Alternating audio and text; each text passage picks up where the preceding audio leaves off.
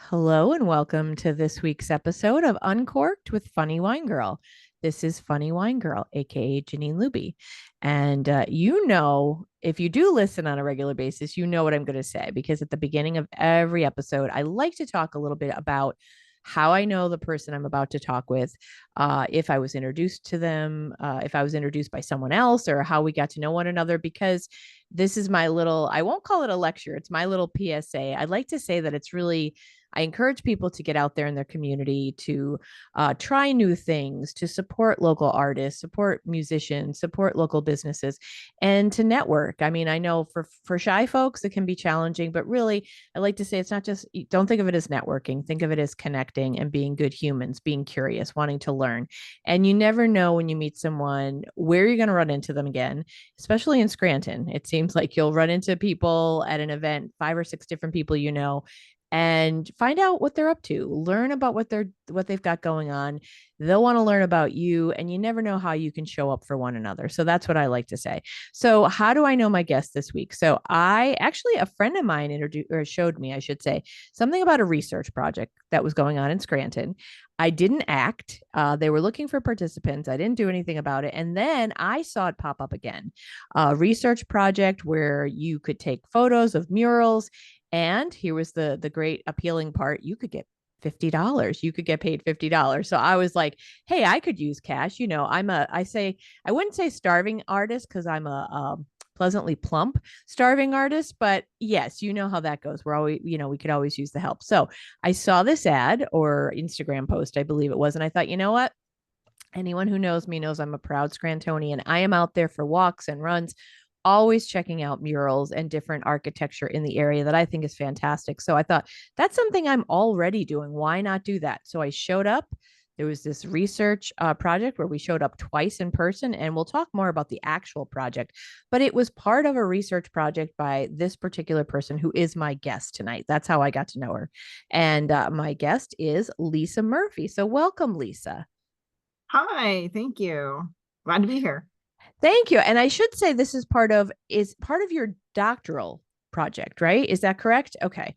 And it's Right. from Park Point Point University? Park. Oh, Point I'm Park sorry. University. I Okay. know. I In reversed Pittsburgh.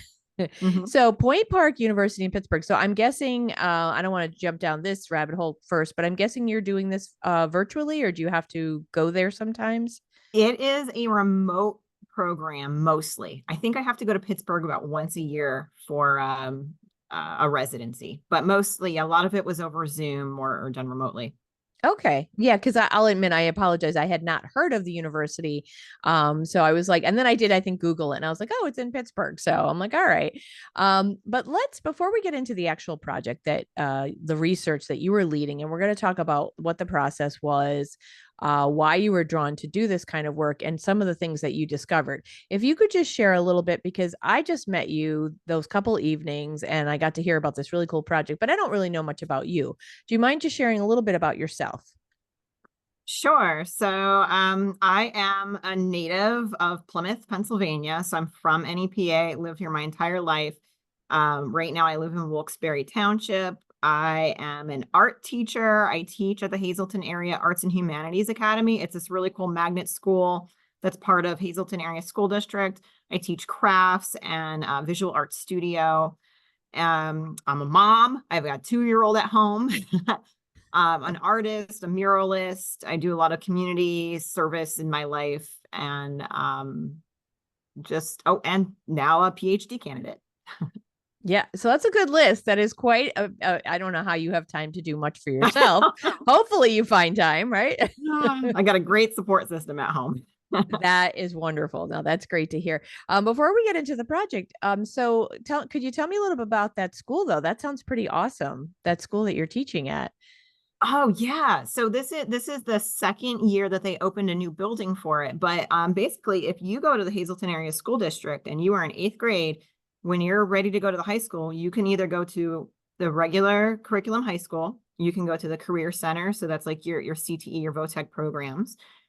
You can test and see if you can get into the STEM school. So that's a school that's like science, technology, engineering, math. So anybody interested in like pre-engineering, And then just now it's a Arts and Humanities Academy. So we have a theater program, we have a dance program, we have instrumental, chorus, visual arts, communications, and humanities. So the kids can audition, and if they get selected, they can come to the school, and you kind of like major in art when you're in the school. You get all of your other required coursework out of the way too, but then, I have students in my room and they focus on heavily, I have 90-minute classes with them every day on visual arts or whatever studio they pick. So, and it's they just opened the building last year. It's a beautiful facility.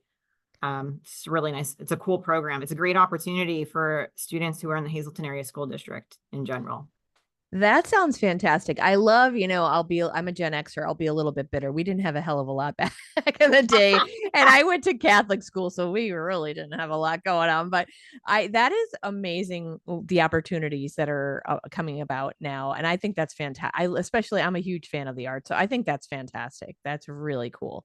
That's so cool. So when you're saying visual arts, what exactly are you teaching them? And I'm just curious myself. Is that graphic design, or is this like any kind of art it can be?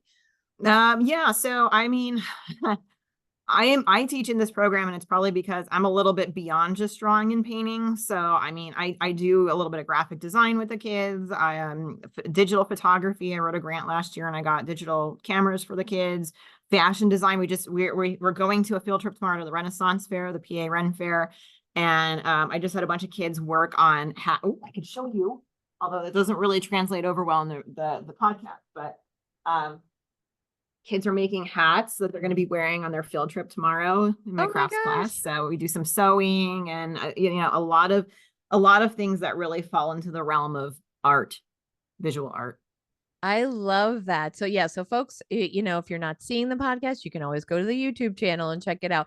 I think that's fantastic. I love that they can integrate what they're learning and then go out like to the fair and see. That is such a cool experience. That is really cool. Tell me, and again, before we get to the project, tell me a little bit about your work as an artist, not your teaching, but what you do. You mentioned that you yourself are a muralist. Is that right? Right. So I started off as a painter. I had I went for undergrad in art education, but I focused on figure drawing and painting. So I kind of started off as a portrait artist. I have a lot of paintings. Actually, I might be able to pick those out too and show you maybe at some point. And then from there, I'm on the board of the Street Art Society of NEPA. They're a local nonprofit organization that's they have been initiating a lot of the murals going up in Kingston, 44 West Side, even Wilkes-Barre. And now Hanover Township's next. And just from working with muralists, I decided to try and paint on some walls. So I started with actually my own garage in my neighborhood is painted. I got a painting of a butterfly there. And then last summer, I did a mural for the Giants Despair Hill Climb in Wilkes-Barre Township. And now this past summer, I did a 250th commemorative mural for Wilkes-Barre Township. And the rate that I'm going now, I basically have a mural every summer. That's kind of like where that's the extent of how productive I can be with it. But it's really fun to be able to work large. It's different. It requires thinking about things like scaffold, and it's like a little bit more construction, hands-on, and out in the field, which is really nice. I would think, and I mean, I think we all have the ability. I won't say I'm not an artist. I can't draw. So I do doodles every day, like on my phone. So I'm having fun with them because they're what I did that day, my sense of humor. Some of it's tied to the comedy, stand-up comedy I do. But I was gonna say I can't. So my point was I can't fully understand because I don't do painting and drawing, but like I would imagine there's also scale to consider, like you said, scaffolding, but like how do you make something to fit the right size on a building? Right. Yeah. And there's a bunch of different ways that artists can do that. You can use a projector to project your image on the side of the wall. If you're doing that, then you have to work at night when it's dark out. Some graffiti artists do this thing called scribble gridding, where they do these cool little doodles all over the side of the building. Then they take a photo and they Photoshop their image over those doodles, and they kind of use those little doodles as landmarks so they know how to grid out their image. Or you can just do traditional gridding where you're drawing blocks across the wall and you're trying to match it with your image. So there's a bunch of different ways. Wow, that is wild. I will say that I love the fact, and I don't know, maybe it's due to thankfully to money that was available through grants.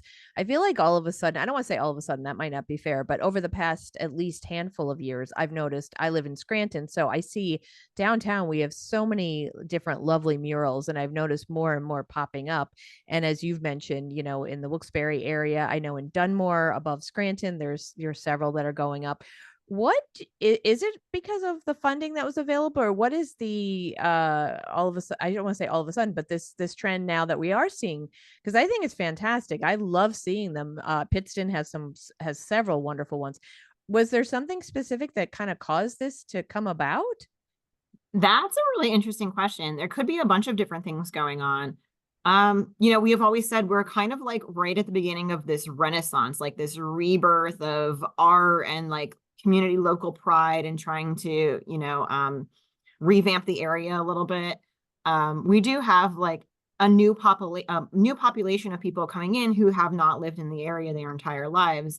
So like we're kind of expanding, and that's giving us a little bit more of a tax base, and just trying to draw people in, in that respect. Specifically, Lackawanna County is the only county that I know of that has an arts and culture tax, which is fantastic because that means there's all of these funds that are available to be allocated to just make Lackawanna County a cool place to live in, because there's always different arts and culture projects happening. And then, some of our grant funding actually came from the local share accounts, and that is funded by the Mohegan Sun Casino. So a lot of this you might be able to track back to like when the casino first came in, and there was, we actually might be able to generate some funding from this and give it back to the community. So that's like one of the many ways that those funds are filtering out into the communities too. Yeah, well, and I think that's fantastic. I hope it keeps up, and it does seem to be continuing. I mean, I swear every week I'm like, "Hey, I didn't notice that," or I'll see like someone posting something on Facebook and I'm like, "Where's that? I want to go see that." I love it. I think it's so important, and for people to have access to art that's literally right in front of them when they're going to work or just walking or driving. I think, what would you say from an artist perspective and from someone who's studying them? What do you think the great value or need for this type of art is to have community murals?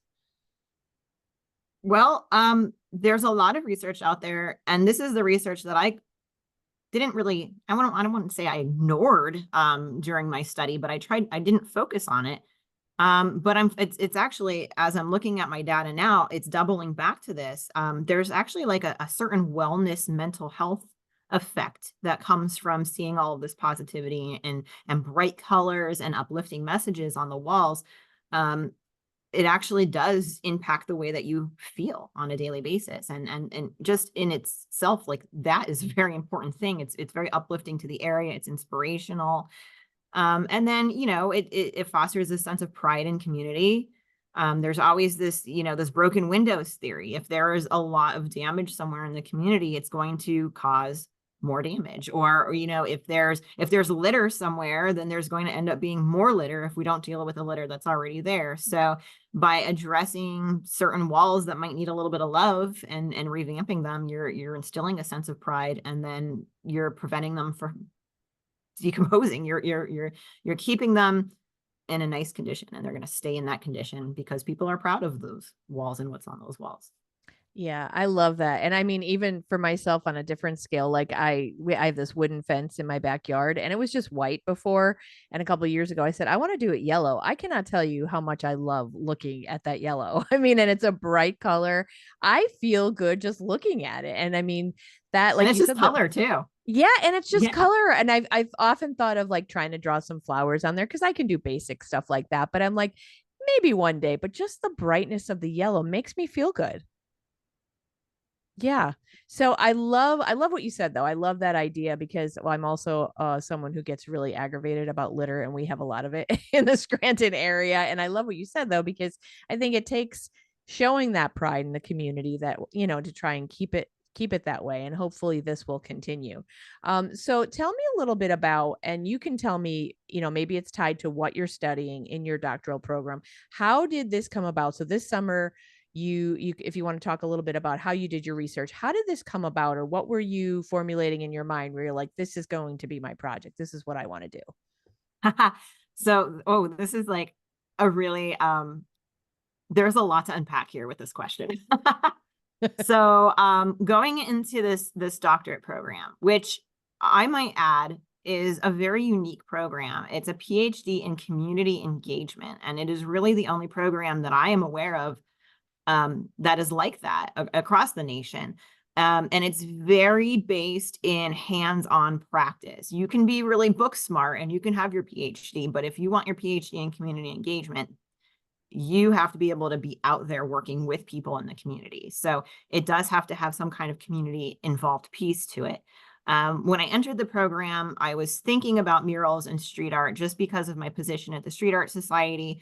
I'm very interested in the changes that are being made. And then also, like you said, there's just murals popping up everywhere. It's super hard to keep even track of them. Every day you turn around and there's a new one. Is anybody actually looking at the impact that these murals are having? I mean, we kind of know and we kind of feel that they're doing something, but what specifically are we doing? So these are all of the questions that I was having in my brain as I was entering this doctorate program. And then I am an artist myself, so I am always compelled to be drawing, painting, creating. Even the notes and the projects that I was turning in for classes were much more involved than just writing a double-spaced typed paper. I was handing in graphics. And then there was, my pivotal moment in the program. My mentor, her name is Shamayeta Bhattacharya. She encouraged me. She said, you know what, why don't you do an art dissertation? Why don't you do a graphic dissertation, a visual dissertation where you're drawing your pages out? So this is even beyond the scope of the capacity project. As you have know it, you would know it. All of my dissertation is just drawn. It's got words, but it's illustrated. And then keeping on in this spirit of like, yes, I'm doing what I want and I'm studying using art. I'm going to collect my data using art too. How can I do that? And then I started researching all of these different ways that I can use art as a method to research, and photo voice came up. Photo voice is the technique that I used for this study, where I was having participants sit in on a training on photography basics, go out into the community and do their little like photograph homework assignment, and then coming back and kind of discussing and analyzing the photos. And photo voice is actually came around in the 80s, and it was in the field of public health. So it was a bunch of people interested about living conditions, unclean living conditions. So they would take research participants who were living in areas of poverty, train them how to use photography, and say, go photograph your living conditions. And then we'll take these photographs and we'll show them to whoever, the policymakers, whoever it is that can make some kind of change. So I guess that's the other part of this project. It has this component of social change. So I have a little bit of like an underlying agenda or an underlying mission with my project, and it is simply to further the work of murals locally by providing data for people, and then also kind of shifting and providing for a model for the ways that murals can go up that engages the community. That was a lot to unpack there. That is a lot. And for those of us novices, we might, listening might go, huh? Yeah, right. I was hoping not to do that. I was hoping not to be the PhD lady. Well, bottom line, art is good. No, art is good. It's great for the community. I love the part about the photo voice I did not know about for social change. That is so interesting, and it makes perfect sense. Like, photograph your living conditions and show and say, hey, we need change here, we need help. I think that's fantastic. And to address for folks listening, so part of the project, I did take part in this research project that Lisa conducted. She had a few different sessions. I was one in the Scranton one, where we met at Afa Gallery twice, and I had to take two photos. One was of a mural and the other was of something that I felt represented, I believe, my community, right? Would that be fair to say? Yep. Yep. And to share, if it's okay to share, I took a photo for the mural. There are so many wonderful murals that I could have chosen, and right in downtown Scranton, excuse me, within walking distance, you can find several. But for me, and again, it's kind of like I found it challenging. It's like, what do you represents community, right? So for me, and I think I asked Lisa this question in at the time, like, what is community and to who, right? So, Scranton as a whole, and who am I to say what represents the whole city? But for me, community was taking a photo of the side of the Scranton Times building. Where there's a very cool mural where it looks like it's being unzipped and you're kind of getting a view inside, and at the bottom you see an old fashioned, like old timey, I guess you could say, newsboy, news carrier, and inside is the workings of a newspaper. So for me, that was community. Now granted, a lot of people might not say that doesn't represent them, but for me it did, because the Times building itself has been there a very long time. It meant a lot to the city. You've got the tower lighting at Christmas. A lot of people were employed there. For me personally, though, I will admit I incorporated my personal life. My dad worked there for 48 years. I was a newspaper carrier at 14. It was my first job. I worked for a local subsidiary of the paper, The Advantage, my first real job out of college, because I had a degree in journalism. So for me, it represented all of that. Communications is so important to me. And the other aspect that I think is interesting for the community is that the Lynott family sold it just very recently, only a little over a year ago. So sadly, and not to turn negative, but sadly, it's not what it once was. So people were laid off. It's basically this company that owns a whole bunch of newspapers, and quite frankly, there's not that sense of community. So I took a photo of that, and I also took a photo of one of the buildings from the Scranton Lace Works, which I don't have a personal connection to, but I do feel is representative of a big part of Scranton, the blue collar worker, the industrial revolution, like all of the stuff that was done here in Scranton, all the people who work so hard there at the Lace Works. And that it was actually, nationally known. I think it was one of the biggest producers of lace in the whole world, if I'm not mistaken. So for me, that represents the hard work of the hardworking people in Scranton area. So those were the two photos I took. But I recall from our session, there was a variety of photos of what people saw as community, right, Lisa? Right. I had a total of 34 participants, which gave me 68 photos in total. Everybody took 2 photos. And yeah, there was a lot of variety there. And maybe two, maybe oh no, four murals came up twice.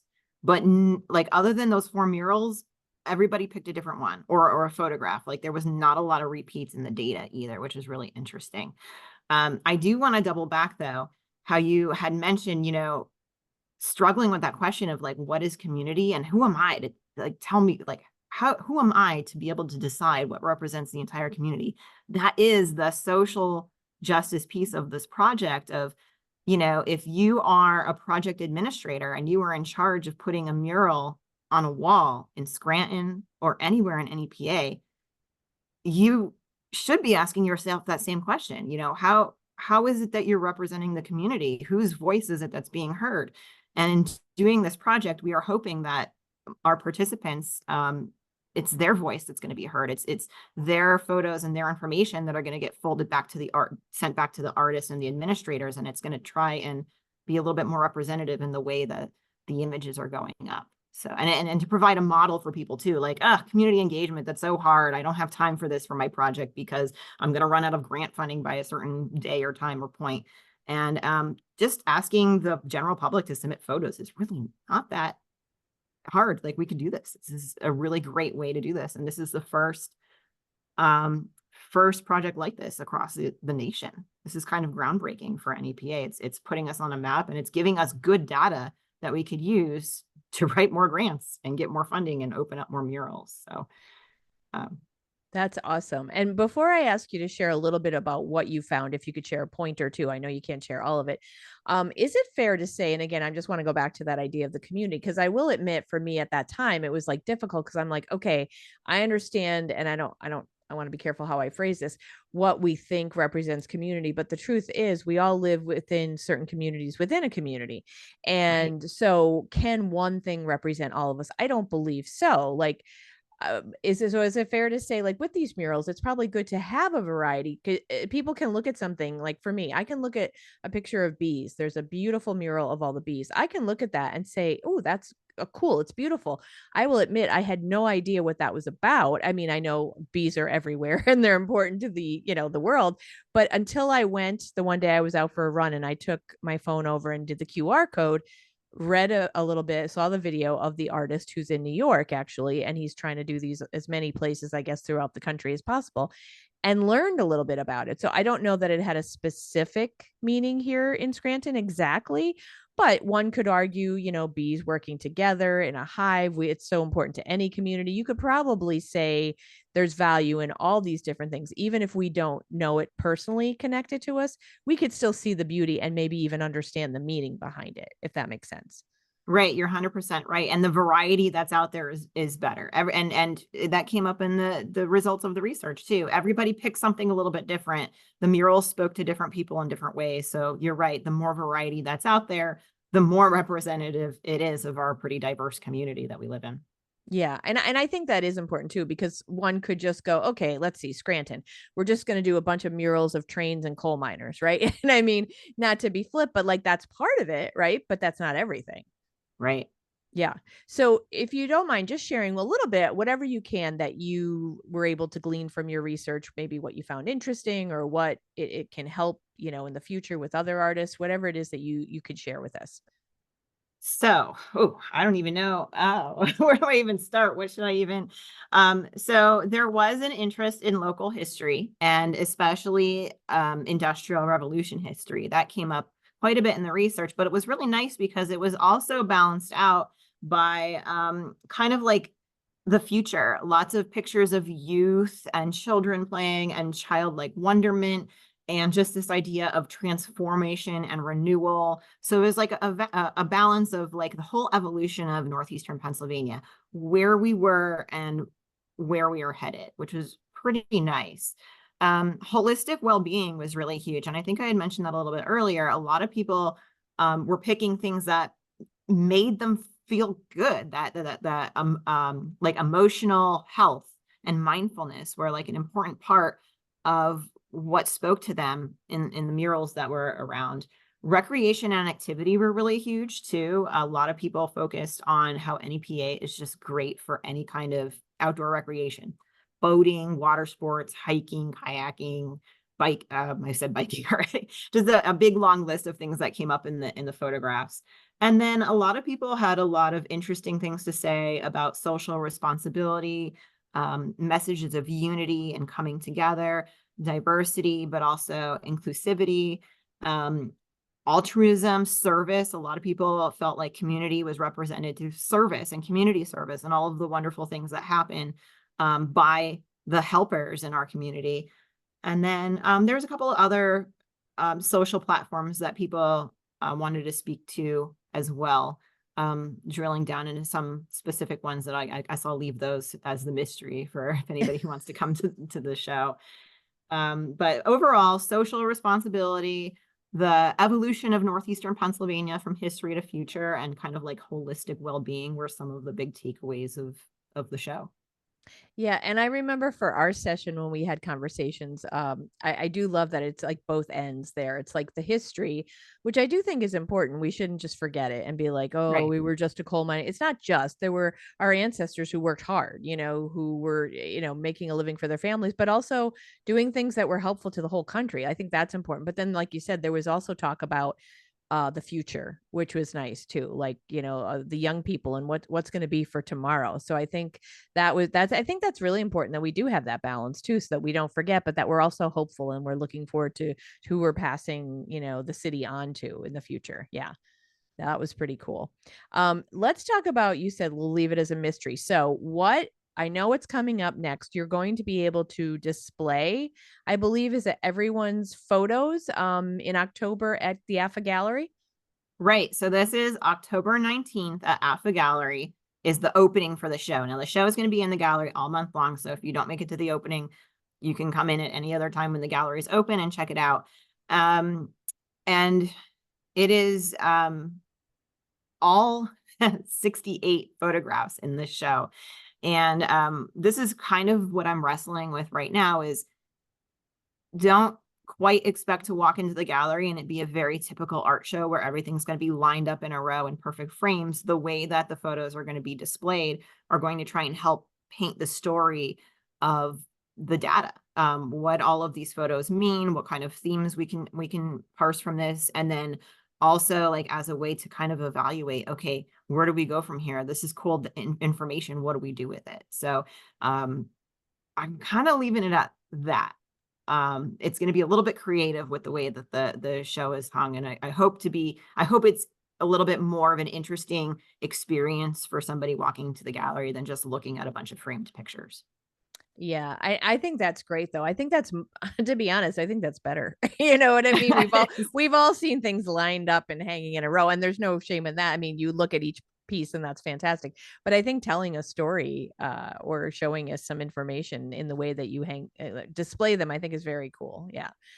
So that's October 19th is like the opening, you could say. What time is that? Does that have a certain time? 6 to 9 6 starts to at 9. 6. Okay, and Yep. that's Afa downtown. And of course, I'll put that in the show notes. Downtown Scranton on Penn Avenue there, Afa Gallery, and that will be free. Anyone come in, and if you're curious, even if you're not an art lover per se, if you like history, I mean, you just want to be part of the community, I think anyone and everyone could find something beneficial to this. And then here's the cool part. You can walk out of there and you can walk around downtown and look at all these cool mural, or many, I should say, many of these cool murals. And what I thought was really cool about what you provided too, because I had not seen that before, you had, and I don't know, maybe it's from the organization you're part of, you had almost like a listing or mapping of where Oh, people could see these murals, which I think is awesome. yeah, that's a little side project I did, specifically for my PhD, like trying to get everything ready for my dissertation. I am finding that as an artist, I am also a geographer. I love space and how things are situated in space. Oh, there's our announcements. um, and so what I did was I mapped out all of the murals that I was able to find in all of northeastern Pennsylvania, from Hazleton all the way up to Forest City, if you follow the 81 corridor. And there was over 100 murals. And I know that that was not the best data in the world either. Every time I turn around, there's a new mural and I can't even keep up on it. And I have yet to add the ones that people from capacity from this experiment submitted to me that aren't on the map. And if you do come to the gallery show, you will get the QR code and you will be able to experience the map for yourself. So not only will you be able to come to the show and experience the show, but you'll leave with some resources as well too. So you did that. You actually did that yourself. Like, could you say manually? Like, you actually put that together based on what you saw that existed out there? Yeah, so there was a couple. I had some help. So the Lackawanna County Visitors Bureau page has a mural tour, and there's some good data on there. I had my own collection of different murals that I knew about, and that was kind of through working with my Street Art Society organization.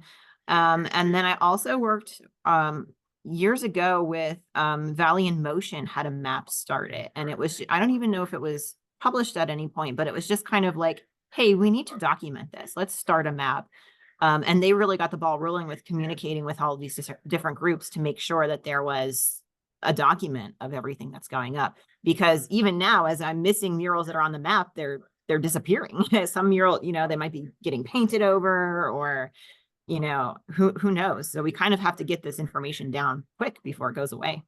Yeah, I found it really helpful. I thought it was cool because, again, I get out and about quite a bit in Scranton, but I did not know about the one by the Trip House in on Main Avenue there. And I'm like, where the heck is this? I had no idea. And then I was actually at a function a couple weeks ago where I saw it up close and personal. It was right there. I was like, oh, this is where this is. That's pretty neat. I like that. Yeah. Yeah, So I didn't know about that one either. I learned about so many murals from doing this project. It was great.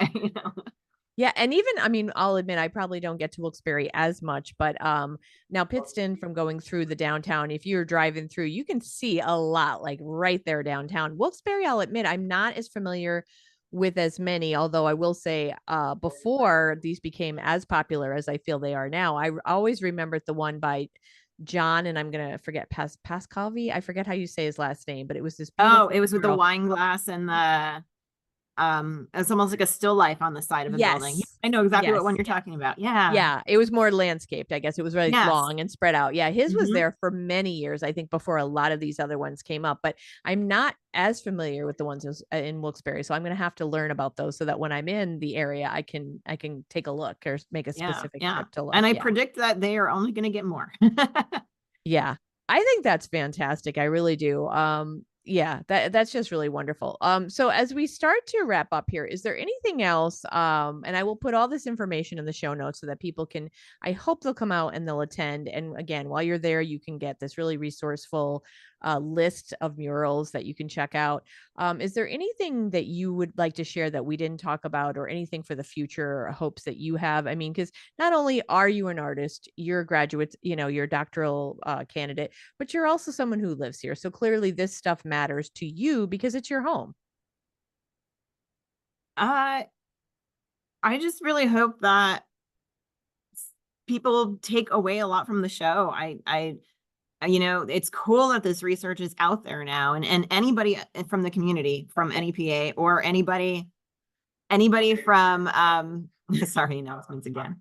Anybody from around the world or around the country can look at this research and use it, and potentially use it to help get grants to fund other murals.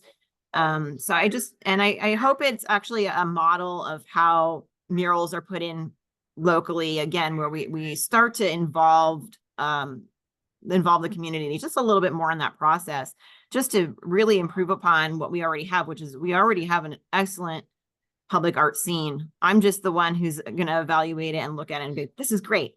What can we do to make it better? Yeah.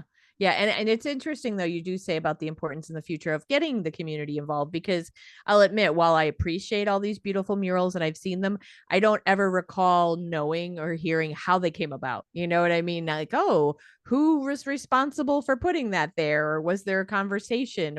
And I don't know that about any of them, to be honest with you. So I think that is interesting. It would be great in the future to, I mean, and maybe sometimes you can include, because I know the more input and voices you get, sometimes it might get a little bit more challenging, but it is important to Sure. get input from the community, since this is our where we live and where we are working and everything else. So that, I think that is important. And as we said before, about representation as well. Right. It's our home. Yeah. Yep. Yeah, that is important. So thank you. I want to thank you so much for joining me today, Lisa. I mean, this has been really fascinating. I had no idea you did so much. I knew you were a mom and you were a doctoral candidate. I didn't even know you also taught. My gosh, you got so much going on there. Oh, yeah. And Such a is lot of life. art. And I love that school too. I'm so glad I heard about that. I think folks in Hazleton, my gosh, that sounds like a Yeah, gem. great program.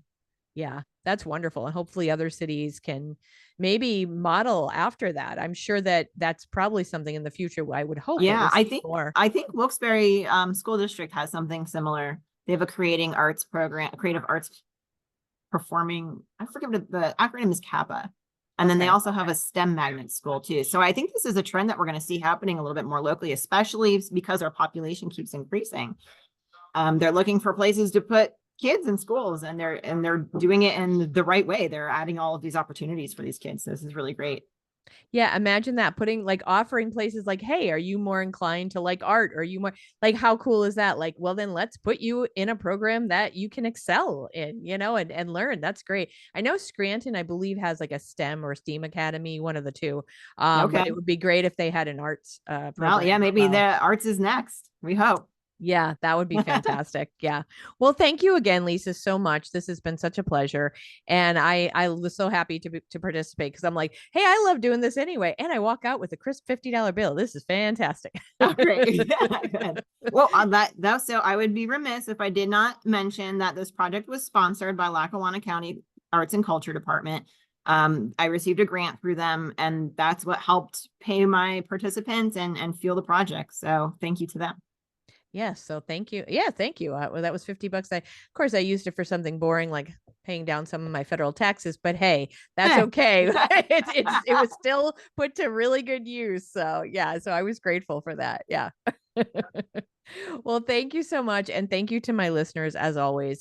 Check out the show notes and my post when I post this on social media to learn more. And even if you're not in Northeastern Pennsylvania, I am sure that wherever you're listening from, there is likely an art scene. Maybe it's just starting, or maybe it's been there a while. I'm sure there are some murals where you live. And if they're not, hey, get involved in the community and maybe you can kickstart them to come about. That would be great. So, as I always say every week, I appreciate you from the bottom of my heart and the bottom of my wine glass.